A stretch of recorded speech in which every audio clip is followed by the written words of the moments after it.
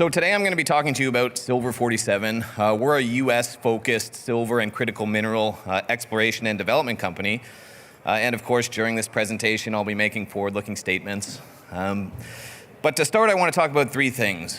We've got 247 million silver equivalent ounces on our books at over 300 grams per ton silver equivalent. And really, I think a clear path to doubling that or even more with some good exploration success. Secondly, we've got three projects in the United States, in Alaska, Nevada, and New Mexico. And this is a place that I can probably count the quality silver development projects almost on one hand, if not on one hand.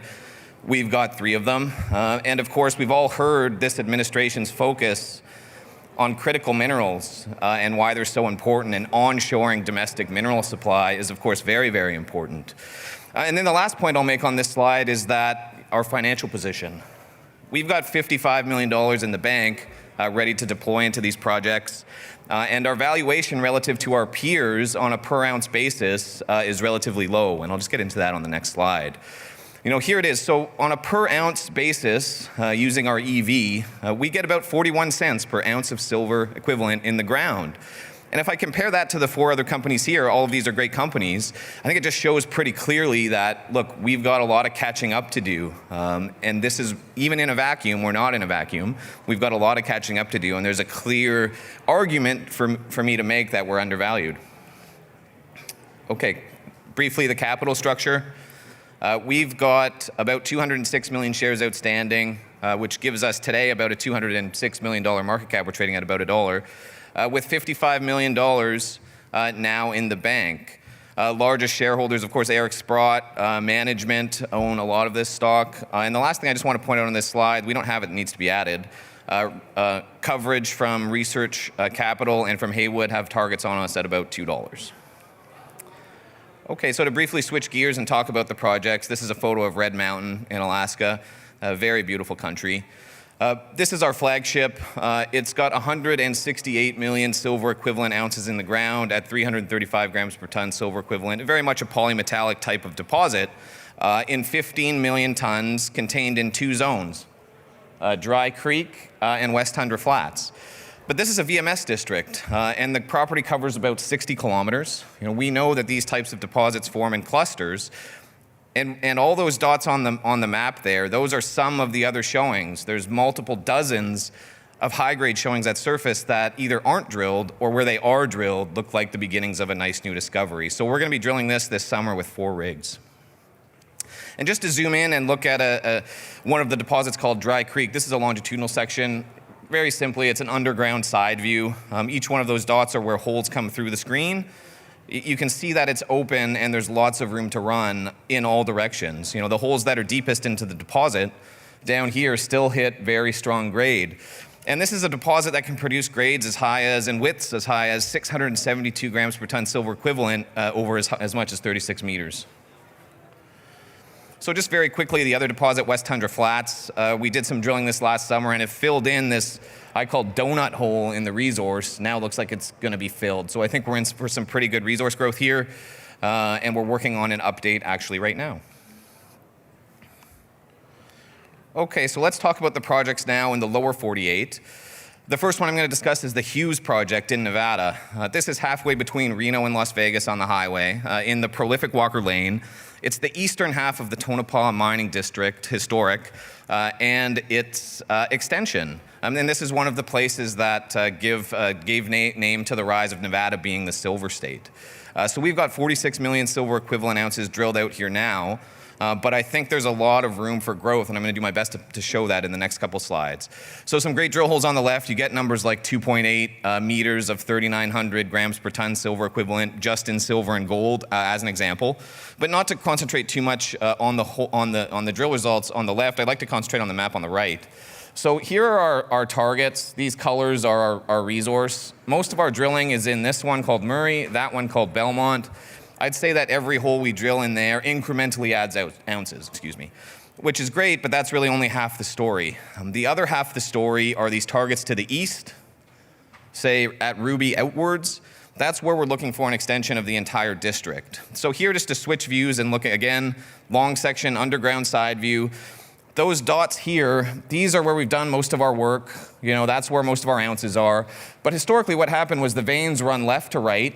They ran into the Halifax fault zone here, and the old-time miners more or less lost the veins on the far side of that fault. But there's really no reason to think that they don't continue out there. In fact, the best vein was at its strongest when it ran into that fault. So we've spent the last few years just chipping away out here, drilling holes, and all but one have hit. You get numbers like 1450 over 3 meters. Step out way out here, 376 over 1.5 meters, just in a wildcat hole. That's a 4-kilometer step out from the district. So 2 big questions that we're going to answer here over the next, say, 6 months. So to the left of this fault, total endowment in the district, something like 500 million silver equivalent ounces over 4 kilometers. This is a 4-kilometer extension. So 2 questions. How many ounces are left out here to find?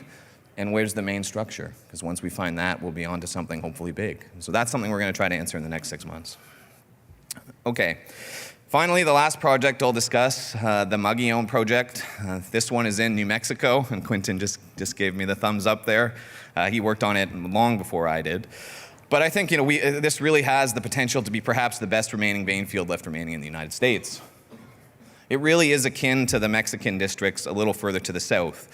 So we've been drilling this incrementally again over the last several years. About a year ago, put out the first resource, 32 million silver equivalent ounces at 367 grams per ton silver equivalent. But really importantly, I just want to point out that the resource incompletely covers this part of one vein. It's mostly all just in there. But say it incompletely covers 2 kilometers. There's 77 kilometers of vein and prospective structure on this project that haven't really been drilled. A little bit of historic mining, but not too much. And you can go around and sample all of those red lines, they outcrop for the most part, and get widespread numbers, 100 grams per ton, 1,000 grams per ton, 5,000 grams per ton silver, with lots of gold in it. And so just a very, very much looking forward to drilling this out over time. We're actually drilling there now. We just started last week. And again, to zoom in to show some potential, just to give a flavor of the district here, where we've done most of our work around this old consolidated mine, here are drill holes, and it's just a matter of stepping out from where we already knew that they mined, just to keep it simple. But if we move to the south, we have a hole here that's, say, a kilometer and a half south of this consolidated mine, and you're getting 393 grams per ton silver equivalent over 7.4 meters. Great, open that up. This is the Eberly mine. Wasn't originally part of the package when we picked up the property. I actually did a deal with a lady in San Marcos, Texas, who inherited it from her father. To drill underneath of that, it's clearly an ore shoot, 1,100 grams per ton over 1.6 meters, just in, we'll call a very aggressive step out. And then even look at the Deadwood. This Deadwood mine here, again, not part of the original property package when we picked up the property, but have done a pretty good job consolidating and wide open here down dip. Okay, so just to wrap up, what are we doing here over the next, say, year? Well, we're aggressively deploying capital, drilling on the Muggy-owned project now. That'll be followed by drilling at Hughes in Nevada starting in March, and that will roll into probably 4 rigs at Red Mountain in Alaska, which would take us through most of September. So ongoing news flow. We're working on updating a resource here at Red Mountain in Q1. We think there's some pretty good growth there that hasn't really been recognized yet, which I hope will lead into a PEA. And then, really lastly here, the point, this critical mineral focus in the United States is really important. We all know that, and that's something that we're looking at very closely, onshoring, providing ways for this administration to realize wins from onshoring development. So. Just to end, I see my time just ran to 0. To quote Quentin, and coincidentally my second favorite American president, if not us, then who? And if not now, then when? And as this market just gets started, I would say to everyone, the best is yet to come. Thank you very much.